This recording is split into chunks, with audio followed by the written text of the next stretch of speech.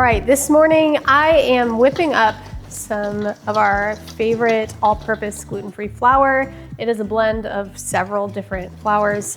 If you guys have been here for a while, then you know that we eat gluten-free. A few of our kids have shown symptoms, but one of our children specifically was diagnosed with celiac disease at the age of 4. She's 13 now, so we've been gluten-free for 8 years. It's kind of easier just to transition everybody to gluten-free. With celiac disease, it's not just like a sensitivity. It really can cause damage. It actually can destroy their gut lining, leading to malnutrition, secondary things like osteoporosis or even cancer. So it's very serious. And even little things like cross-contamination matter. For example, using the same tools in gluten-free flours and then preparing something gluten-free can lead to cross-contamination and still cause a reaction in a person with celiac disease. So when she was first diagnosed, we were buying a lot of store-bought gluten-free things, which was great because I needed something in the interim as I was learning and relearning everything that I knew about baking. Reading ingredient labels like a full-time job and realizing that gluten and additives that are derived from gluten sources are in everything. There's things that were certified gluten-free that I knew were safe for my daughter to consume, came with a pretty hefty price tag and honestly, like, not a great texture. A lot of the times the bread is either really dense or really dry, or cakes and cupcakes just crumble and fall apart, really leaving a lot to be desired. It didn't take me long to realize that if we wanted to not sacrifice quality and still keep our family safe with gluten-free foods, we were going to need to learn how to prepare them ourselves, which we did.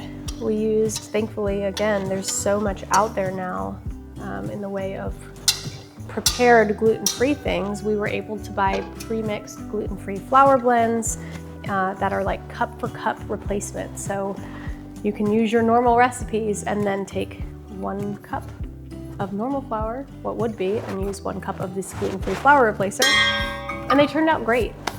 We had so many friends tell us, like, this is amazing, these pancakes are great, like raving about cakes and stuff that I would bake, you know, not being able to tell, or like, the goal is always, I didn't even know this was gluten-free, which I feel like is pretty easy to achieve with brownies and certain things. But usually it's like, this is really good for gluten-free.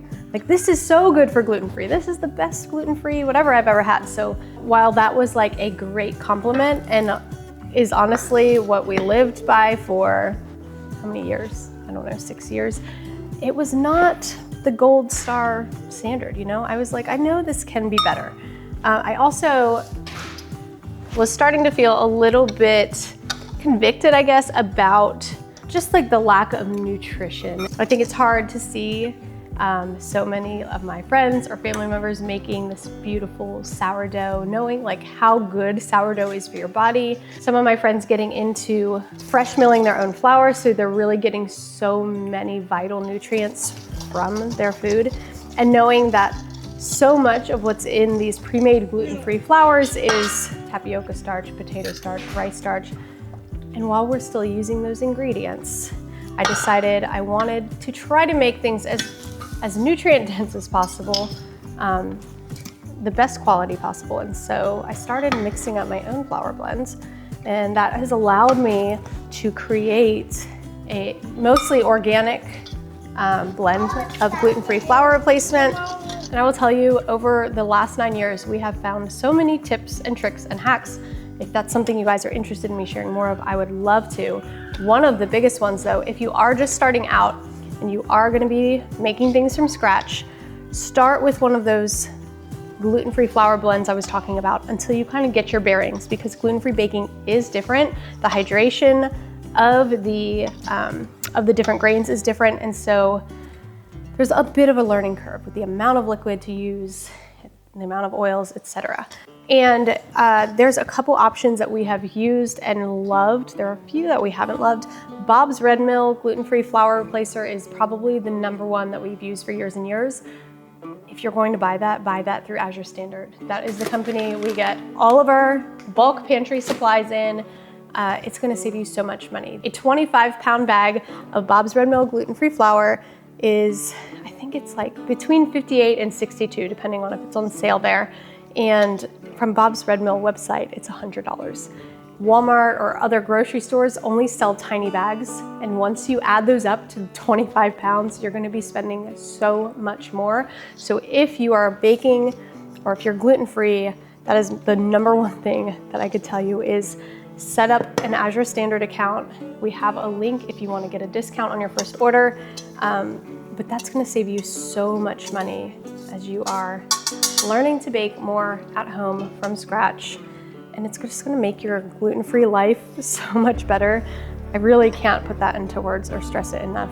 In the long run, the amount you would spend just buying gluten-free breads like Canyon Bakehouse, which is one of the better ones quality-wise that I've found in a grocery store, and you're talking at a minimum $6 for a small loaf of bread. If you have a large family, like that's not even getting you through a whole couple of days. So, and the cool thing is at Azure, you can get, I mean, any pantry staples. You can get your vanilla extract, you can get your salt, all of these things that you may use or want to store that will store for up to a year in your pantry, and you can just go through them.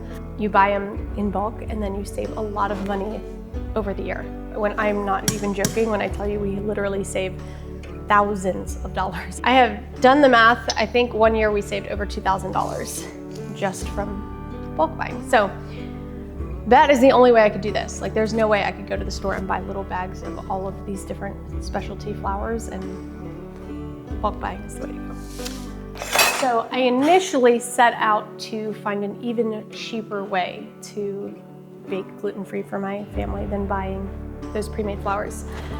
While I didn't find that, what I did find is that for the same price, I was able to create a completely organic blend that functions, hold on, even better, which is really hard to believe because like I said, the standard is usually, oh, this is really good for gluten-free.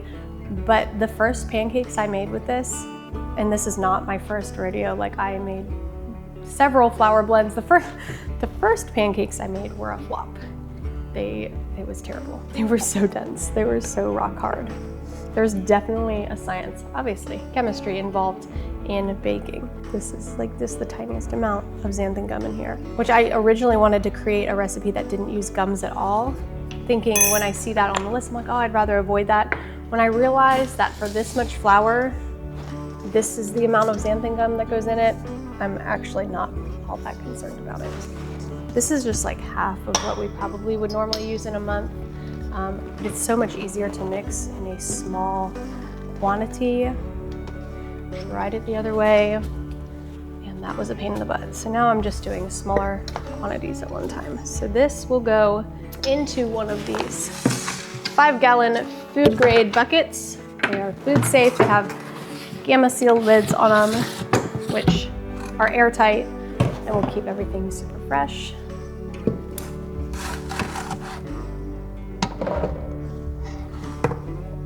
I'm terrified I'm going to accidentally pour it all over the counter, because that wouldn't be the first time. The first time I made my own flour, it looked like I turned the mixer on full speed with just dry flour in the bowl. It was like poof, everywhere. Crazy. So I might do this twice, and actually I could mix this twice because that bucket is only filled to here. So I can go ahead and do another batch of that, fill this up, and we will be stocked up between this and then making the bread flour for probably 2 months, 2 to 3 months worth of flour in one go.